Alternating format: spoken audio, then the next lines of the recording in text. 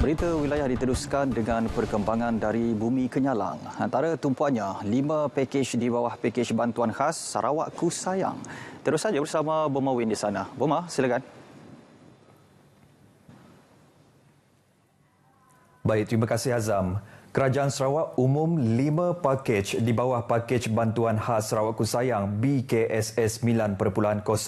Ia bagi tempoh 6 bulan mulai Julai hingga Disember tahun ini dengan jumlah hampir 1 bilion ringgit. Mengumumkan bantuan terbaru tersebut kepada pemberita di Kuching, Premier Sarawak Datuk Petinggi Tan Sri Abang Johari Tun Openg berkata, langkah itu bagi meringankan beban kos sara hidup akibat inflasi yang meningkat sehingga 3.2% di Sarawak. Sebagai kerajaan yang mendengar dan prihatin terhadap keluhan rakyat, kerajaan GPS Sarawak telah mengambil keputusan untuk menyambung pemberian bantuan bagi meringankan beban rakyat Sarawak yang terkesan akibat kenaikan kos sara hidup, terutama yang berpendapatan rendah. Langkah pertama adalah diskaun bil elektrik 5% sehingga 25% kepada pengguna domestik, komersial dan industri termasuk pengusaha peruncit makanan dan akan memberi manfaat kepada 685,000 pengguna dengan kos RM201.76 juta. Seterusnya, langkah kedua melibatkan diskaun 10% hingga 25% ke atas bil air bulanan untuk pengguna domestik, komersial dan industri dengan jumlah RM35.34 juta.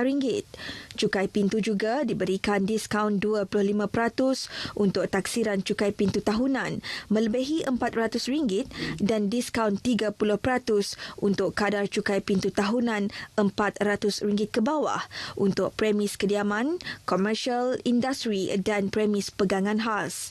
Jelas Premier, langkah ini memberi manfaat kepada lebih 500,000 premis di bawah pihak berkuasa tempatan PBT dan pihak badan berkanun dengan tanggungan kerajaan negeri berjumlah RM54 juta.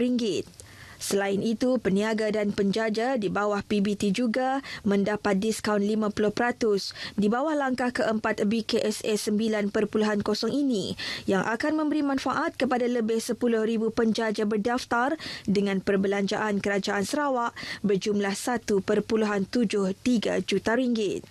Dalam menangani kenaikan kos pembinaan yang meningkat juga, kerajaan negeri menambah bantuan di bawah peruntukan untuk variasi harga sehingga RM700 juta.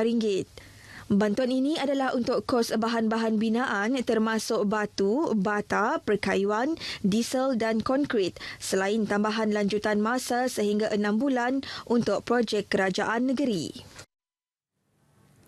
Baik, dalam perkembangan sama, Timbalan Premier Dato' Amar Awang Tengah Ali Hassan berkata pakej bantuan khas Sarawak Ku Sayang BKSS 9.0 yang diumumkan oleh Premier Sarawak Dato' Petinggi Tan Sri Abang Johari merupakan usaha kerajaan negeri untuk menyalurkan bantuan kepada rakyat seperti BKSS sebelum ini. Dato' Amar Awang Tengah berkata kerajaan negeri telah merancang pelan strategi pembangunan sehingga tahun 2030 dalam usaha mencapai visinya sebagai sebuah negeri maju berpendapatan tinggi. Tambahnya, kemajuan itu kelak turut mewujudkan peluang pekerjaan yang berkualiti dan menawarkan gaji yang tinggi selain membuka lebih banyak peluang perniagaan serta berupaya menarik pelaburan dari dalam dan luar negara. Selain itu, perusahaan kecil dan sederhana turut dibangun termasuk kegiatan mikro. Ini sekaligus dapat membasmi kemiskinan di seluruh negeri ini. Dato' Amar Awang Tengah berucap demikian pada program Jelajah Asnaf di Lawas. Beliau turut menyampaikan bantuan geran projek kecil luar bandar serta penyerahan pakej pengurusan jenazah kepada pengerusi-pengerusi masjid di Lawas, anjuran Lembaga Amanah Khairat Islam Lawas. Terdahulu beliau merasmikan Hari Keluarga Wanita Parti Pesaka Bumi Putra Bersatu, anjuran Biro Rekreasi Belia dan Sukan, Pergerakan Wanita PBB Cawangan Bukit Sari bersempena sambutan Bulan Kemerdekaan di Balai Raya Kampung Punang. Dalam ucapannya, Dato' Amar Awang Tengah mengingatkan kontraktor yang dilantik untuk menyiapkan projek yang tertangguh dengan kadar segera seperti Anjung Usahawan di Punang dan beberapa lagi projek lain di Lawas. Dedahnya, surat amaran telah dikeluarkan dan sekiranya masih gagal, kontrak akan ditamatkan. Sarawak dijangka menerima 1.2 juta kemasukan pengunjung menjelang akhir tahun ini. Menteri Pelancongan, Industri Kreatif dan Seni Persembahan, Datuk Seri Abdul Karim Rahman Hamzah berkata, dengan unjuran lebih 750,000 setakat Julai lepas, beliau yakin sasaran pengunjung ke Sarawak menjelang 3 bulan terakhir tahun ini mampu dicapai. Ini turut disumbang dengan penganjuran festival dan aktiviti pelancongan sejak awal tahun bagi menghidupkan semula industri pelancongan. Datuk Seri Abdul Karim berkata demikian pada sidang media pelancaran SIA Sitok Sarawak edisi keempat di Kuching. Program pelancongan tersebut turut menjana keuntungan pada edisi-edisi yang lepas. When you total up these two, it's more than 10 million. So the impact is very, very good on the tourism industry. Those and the spillover from that. Bagi tahun ini, beliau menjangkakan program itu akan menjana keuntungan kira-kira 4 juta ringgit. Malah program terbabit juga menawarkan potongan harga penginapan dan pakej pelancongan 30% hingga 50%. Tempahan dibuka pada 1 September depan hingga 31 Oktober dengan melayari laman sesawang www.siasito.sarawaktourism.com.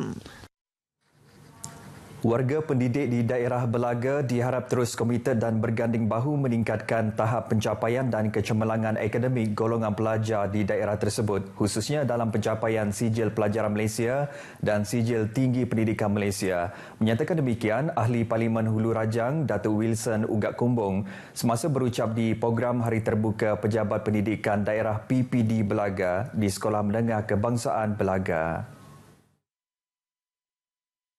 So you have the same branding. So the brand that you have, you must transform it to our student what it is today.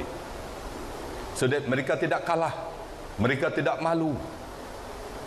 So my initiative, my message is that do what the best for our student, so that student from SMK Belaga ini to produce the best brand to fight other people outside Belaga. Beliau percaya dengan pencapaian yang agak memberansangkan SPM dan STPM, SMK Belaga dan SMK Bakun ketika ini menunjukkan usaha berterusan pengetua dan guru-guru sekolah terbabit. Sementara itu, Timbalan Menteri Utiliti dan Telekomunikasi Datuk Liwan Lagang yang juga adun Belaga mengakui usaha warga pendidik ternyata telah membuahkan hasil demi pembangunan sumber manusia daerah Belaga. Keputusan baik bukan sahaja dari akademik, bahkan dari core curriculum, semua kita sapu. Tahniah, tahniah. Hasil yang begini tidak akan datang dengan sendirinya. Ia bermula daripada perancangan, daripada pejabat, terus kepada sekolah, kepada cikgu, that transform the idea into action, yang dicerna oleh murid-murid kita lalu diterjemahkan dengan keputusan yang baik.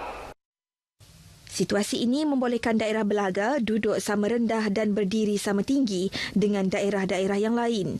Datuk Liwan melalui Pusat Khidmat Dun Belaga sentiasa menyalurkan sumbangan kepada PIBG setiap sekolah rendah dan menengah di Dun tersebut. Untuk tahun ini, ujar beliau, peruntukan RM10,000 disalurkan kepada setiap PIBG sekolah rendah, manakala SMK Belaga menerima peruntukan berjumlah RM50,000. Selain itu, RM100,000 disalurkan kepada Jawatan Kuasa Pendidikan Belaga yang turut menyediakan peruntukan RM300 kepada anak-anak Belaga yang melanjutkan pengajian ke institusi pengajian tinggi. Manakala Jabatan Pendidikan Belaga pula menerima peruntukan berjumlah RM30,000. Sebelum itu, Datuk Wilson Ugak dan Datuk Liwan Lagang telah merasmikan pertandingan bola tampar wanita di Karnival Sukan Saberkas, Cawangan Belaga di Pekan Belaga. Penduduk Baram dan Marudi diseru terus bersama-sama menjaga, memelihara dan memulihara Sungai Baram daripada sebarang aktiviti yang boleh menyebabkan banjir, khususnya di kawasan hulu sungai. Timbalan Menteri Kesihatan Awam, Perumahan dan Kerajaan Tempatan, Datuk Penguang Banggil berkata, ini berikutan bahagian Baram dan Marudi seringkali mengalami banjir sekurang-kurangnya 3 hingga 4 kali setahun. Ke arah itu, beliau yang juga Ahli Dewan Undangan Negeri Marudi memberitahu bahawa untuk jangka masa panjang, pembinaan empangan perlu dibuat bagi mengawal tahap air banjir. Walaupun demikian, kita juga telah membuat satu perincian oleh Jabatan Pengairan dan Saliran Sarawak untuk membuat Integrated River Basin Management, di mana kita mengawal selia apakah aktiviti yang harus kita buat ataupun yang harus kita tidak buat di tiap-tiap limbangan sungai tertentu. Contohnya di kawasan Baram ini kita harus berhati-hatilah, lebih lagi di kawasan upriver, river tributaries, di mana ianya sangat sensitif kepada apa jua pembangunan seperti perladangan sawit dan sebagainya. Beliau ditemui pemberita selepas merasmikan Hari Sungai Sedunia Sarawak di Marudi. Datuk Penguang juga berkata sungai-sungai di Sarawak yang terkenal sebagai sumber utama masyarakat tempatan, baik daripada segi ekonomi dan sosial, hendaklah dijaga dan dipelihara dengan sebaiknya supaya fungsinya dapat menjadi sumber utama bekalan air kepada kehidupan sentiasa berkekalan.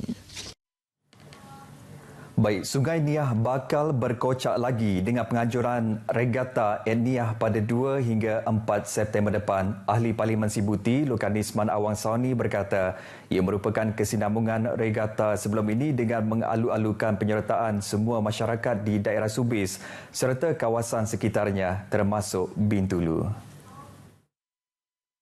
Penganjuran ini bagi mempromosi pembangunan di sepupuk Niah yang berdekatan dengan Gua Niah serta Sungai Niah sekaligus mengeratkan keharmonian penduduk pelbagai kaum di daerah itu. Bukan hanya untuk hiburan semata-mata tetapi untuk mengeratkanlah keharmonian, memantapkan dan juga untuk melihat perubahan yang berlaku. Terutama sekali kita ingin memaparkan pembangunan waterfront sepupuk. Beliau berkata demikian selepas meninjau proses persediaan Regata Niah 2022 di waterfront sepupuk Niah. Jelas beliau penyertaan dibuka kepada golongan berumur 18 hingga 28 tahun selain wang tunai RM8,000 turut ditawarkan kepada pemenang utama. Acara lain yang turut dipertandingkan adalah bot laju, lumba kayuh, pameran Ratu Regata serta persembahan nyanyian daripada artis tempatan. Baik saudara, sekian berita dari Sarawak. Kita kembali bersama Azam di Angkasa Puri. Silakan Azam. Baik, terima kasih Buma dengan perkembangan dari Sarawak.